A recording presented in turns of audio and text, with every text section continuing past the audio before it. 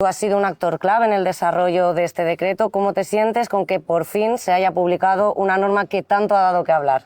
Bueno, pues la verdad que estoy muy satisfecho, no soy el único impulsor, ha sido un trabajo de gran parte de la Consejería de Agricultura, no solo mío, y eso sí ha sido demasiado largo quizás, hasta que no encontrar con todos los apoyos suficientes. Yo creo que incluso hasta el apoyo final del presidente del gobierno en el debate del Estado de la Nacionalidad Canaria fue muy importante. Pero bueno, al fin ya tenemos un decreto que pone un poco de orden en el sector platanero, que es el subsector más importante agrario de Canarias, donde viven, pues aquí en La Palma es el 6% del Producto Interior Bruto, un 10% del empleo, llevábamos unos años con sobreproducción, con precios muy bajos, y teníamos que poner ciertos criterios de racionalidad sobre todo en lo que el gobierno puede hacer, que es la ayuda, es decir, poner a través de la ayuda cierta racionalidad en la producción y en la comercialización del plátano. Ha habido pequeños grupos que han estado en contra, pero yo creo que se ha legislado por el interés general de los agricultores, y que es lo que al final ha prevalecido, y yo la verdad que estoy muy satisfecho. Hablas de racionalidad en el reparto de esas ayudas. ¿Qué cambios se introducen en este sentido este decreto en comparación con el sistema de reparto anterior? Básicamente el nuevo decreto, una cosa que poco se habla y que todo el mundo estaba de acuerdo, limita la entrada de nuevas producciones a la ayuda, de nuevas plantaciones. Estábamos desbordándonos, llevábamos 3 años muy por encima de los 420 millones de kilos que la Unión Europea nos subvenciona con 141 millones de euros. Y en ese momento pues había que poner límites, porque estábamos, el prorrateo, es decir, el reparto que había que hacer una vez se revisaban las cantidades de referencia, suponían una pérdida de ingresos de muchas explotaciones, bueno, de todas las explotaciones agrarias, pero eso tenía un grave problema, es decir, la base social platanera está en zonas 1, zonas 2, zonas 3 de producción, me refiero a zonas buenas o zonas malas.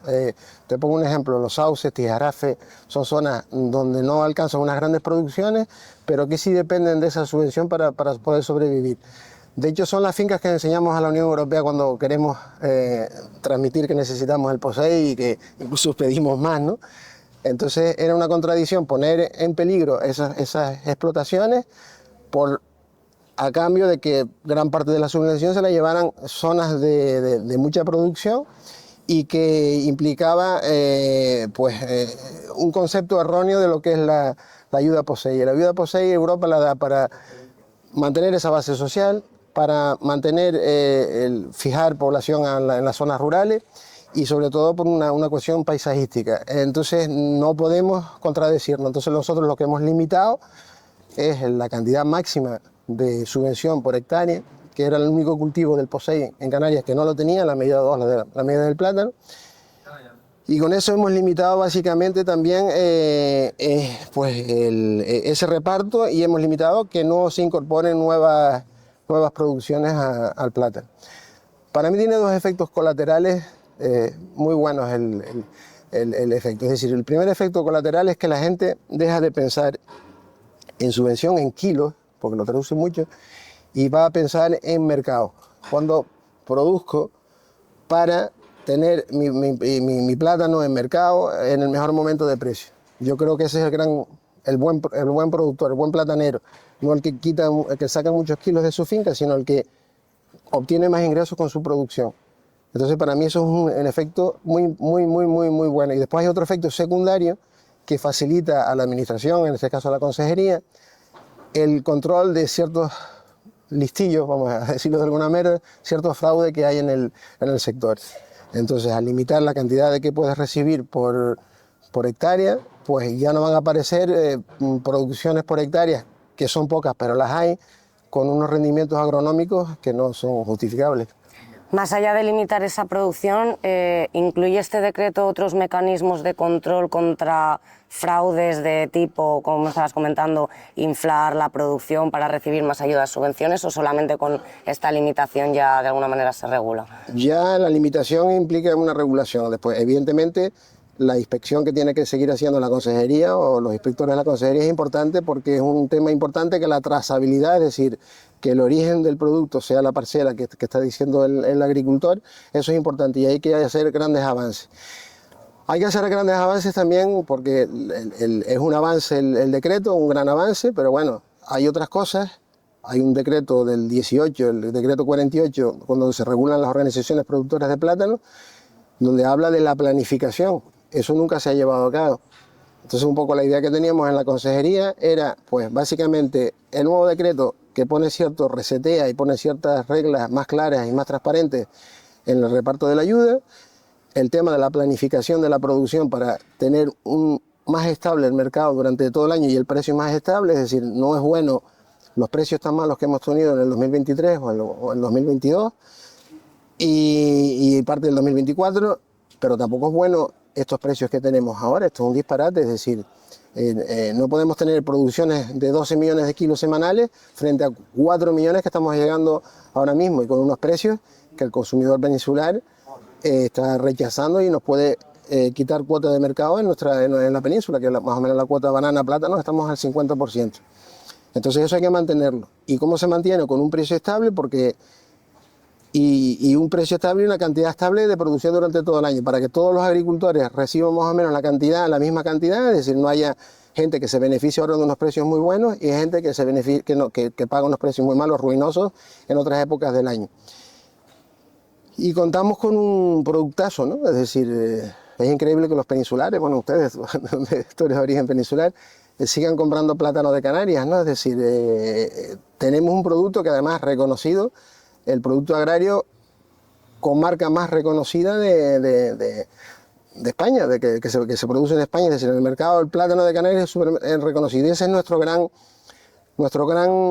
valedor de lo que tenemos que seguir manteniendo, es decir, mantener un producto de calidad en los lineales. Por eso es muy importante la parte de la IGP, creo que es la tercera pata que te hablaba, la pata del decreto, la pata de la planificación y la pata de la calidad. Eso es muy importante, mantener un producto de calidad en el lineal, que el consumidor tenga un producto de calidad y a un precio razonable. Porque sí, tenemos un gran producto, una buena marca, pero ya cuando sobrepasa cierto límite el consumidor se cambia a la banana y eso es muy peligroso para nosotros.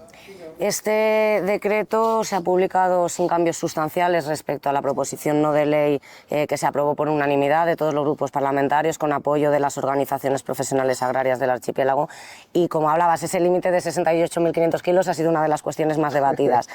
Mi pregunta es, ¿en Canarias cuántos productores realmente superan ese límite o cuál es el promedio actual de la producción por hectárea? Solo el promedio llega a 50.000 kilos por hectárea y superan en los 68.500 el 9% de los productores que hay en Canarias. Teniendo en cuenta que el decreto introduce una cláusula, una posibilidad de actualizar terrenos que no están dentro del fichero de afiliados, de los terrenos registrados, por cosas de hijuelas, muy típico aquí en La Palma, ¿no? Para un periodo, para las fincas de menos de 1 hectárea, se adapten a esa realidad, con lo cual nosotros calculamos que el 95% de los productores de Canarias están por debajo de los 68.500 kilos por hectárea. Por tanto, entiendo que esta limitación, en todo caso, podría perjudicar a un 5% de los 7.000 productores que hay en Canarias. Sí. Recientemente, un grupo de agricultores palmeros que se reunió con Narváez Quintero para transmitirles sus críticas sobre este tope fijado, ellos manifestaban en una nota de prensa, en base a información facilitada por una de las OPP, decían ellos, que esto podría perjudicar al 25% de los plataneros de la isla, ya que condenaría a quienes más producen, y dicen, independientemente del tamaño de la producción, porque hablamos de un dato relativo a la hectárea. ¿Producen el 25% de los plataneros de La Palma más de 68.500 kilos? No, los cálculos que tenemos en la consejería son el 14%, son los que nosotros tenemos. Creo que son datos bastante fiables los nuestros porque llevamos muchísimo tiempo. Yo creo que el dato que estos agricultores se referían es en concreto a esa OPP, ¿no? Es decir, a lo mejor el 25% de los productores de esa OPP, sí, pero de todos los productores de La Palma, solo el 14% superan ese límite y te vuelvo a decir, un límite que va a ser revisable durante estos años, sobre todo en los pequeños agricultores, los de menos de estos años, no, hasta julio, para revisar e inscribir esas parcelas que no tienen de esos agricultores de menos de 1 hectárea que sobrepasan esa cantidad máxima que hemos puesto. El decreto es una cosa muy interesante al fijar una cantidad, porque lo hacen un instrumento dinámico, es decir, la consejería o los responsables que estén en la consejería en cada momento, si somos capaces de encontrar un nuevo mercado en Suiza, en Italia, en Francia, y vemos la necesidad de incrementar la producción, es un elemento incentivador subir el límite. O si estamos pasándonos porque no encontramos mercado, pues habrá que tomar la decisión de bajarlo. Es decir, no es un instrumento fijo y estático y dinámico. Al respecto de lo que me estás preguntando, yo creo que la oposición, esos agricultores que se presentaron a hablar con el consejero, yo los conozco, ninguno está por encima de esos límites por hectárea.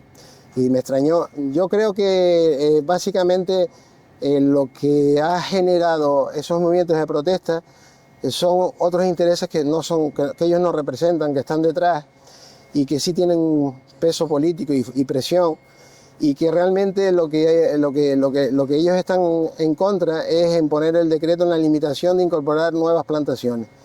Y a mí me da la impresión de que hemos cogido a algunos agricultores con peso político importante en procesos de plantación, porque el decreto, te digo que todas las plantaciones sembradas a partir de agosto del 2024 no van a tener subvención, es lo que regula. Entonces yo creo que ahí sí ha habido una oposición fuerte.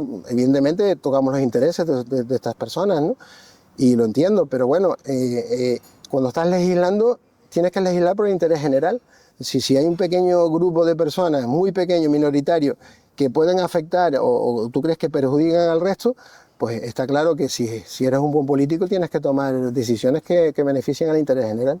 Cuando hablas de agricultores con un peso en política, entiendo que te refieres a influyentes en cuanto a las decisiones políticas que se toman en agricultura. Claro. Habíamos, sobre la entrada de esas nuevas plantaciones, ¿se limitan con el decreto para siempre esas nuevas plantaciones, o si tú abres una plantación en X años puedes acceder a las ayudas? Mientras estén vigentes está prohibido, excepto, pues hay una excepción muy importante también en el decreto, a los jóvenes agricultores. Es decir, cuando tú vas obteniendo, hay una cosa en el POSEI que se llama la reserva. Cuando tienes un volumen importante de kilos no asignados a ningún agricultor, solo 2 veces en los 15 años que llevamos de POSEI se ha abierto. Entonces, da la posibilidad a jóvenes agricultores a incorporarse ya con una cantidad de referencia. Eso lo deja muy claro y facilita mucho el nuevo decreto esa situación. Aparte de mantener la ayuda POSEI de las personas que aún están bajo la lava. También lo especifica claramente el decreto. Y básicamente no creo que haya, salvo esas 2 excepciones, pero yo creo que sí facilita la incorporación de jóvenes agricultores al sector, al subsector. Lo que nos facilita es incorporar más producción, porque nos está haciendo un daño enorme en los precios que estamos obteniendo en el mercado. Como hablábamos, ese límite de 68.500 kilos es un dato relativo a la hectárea. Por tanto, a priori no se relaciona con el tamaño de la superficie cultivada. Mi pregunta es, ¿cómo va a beneficiar este decreto a los pequeños y medianos agricultores?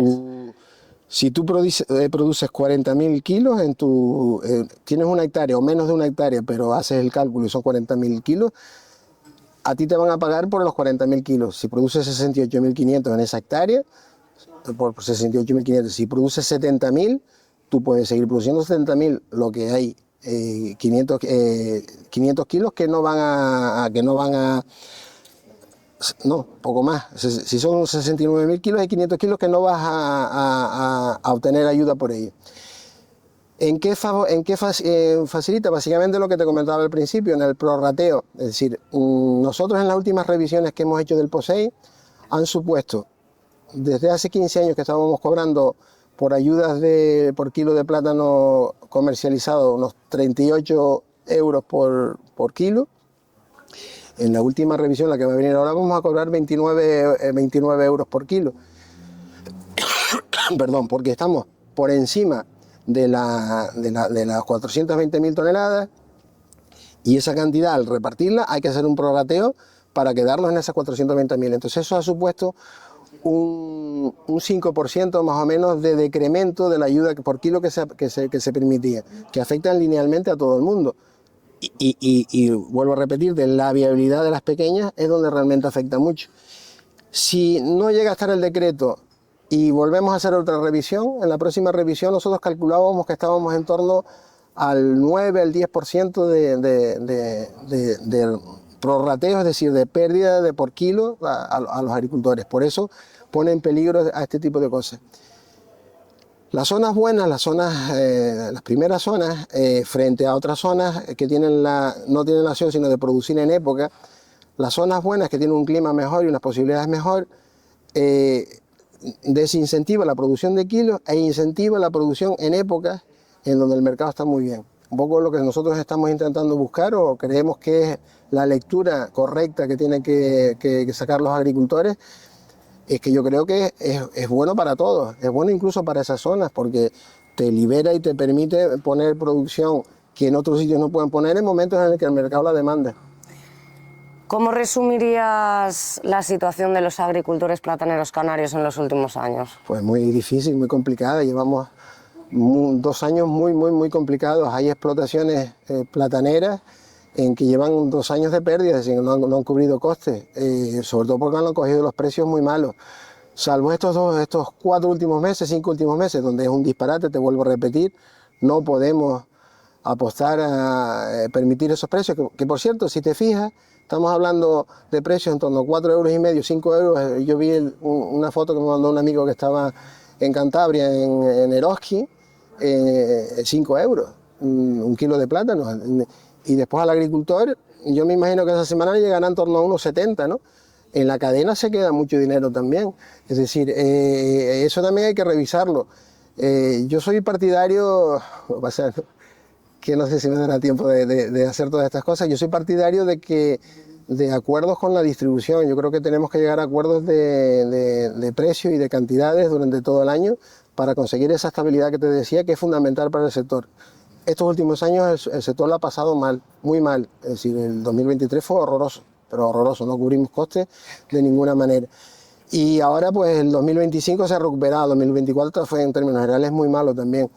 Entonces, evidentemente la viabilidad económica es la que te marca el futuro del sector y el presente. Entonces, o cambiamos eso, y creo que hay que cambiarlo, debo intentarlo, porque, vuelvo a repetir, tenemos un producto con una presencia en el consumidor peninsular muy interesante, que ha costado mucho dinero en publicidad, que creo que no deberíamos de tirar a la borda. Entonces, también mantener las ayudas es en base a esa base social que la Unión Europea nos da las ayudas, es decir, no podemos concentrar la producción en pequeños productores, sobre todo la agricultura tradicional, palmera en este caso, que es donde yo procedo, pues la inmensa mayoría de los productores son productores de 1 o 2 fanegas como mucho, incluso de selemines, es decir, aquí no hay grandes productores, 2 o 3 fincas nada más, pero muy pocas. Es decir, el resto, la base social de la palma en concreto, está claramente implicada a que el cultivo tradicional sea viable y se mantenga.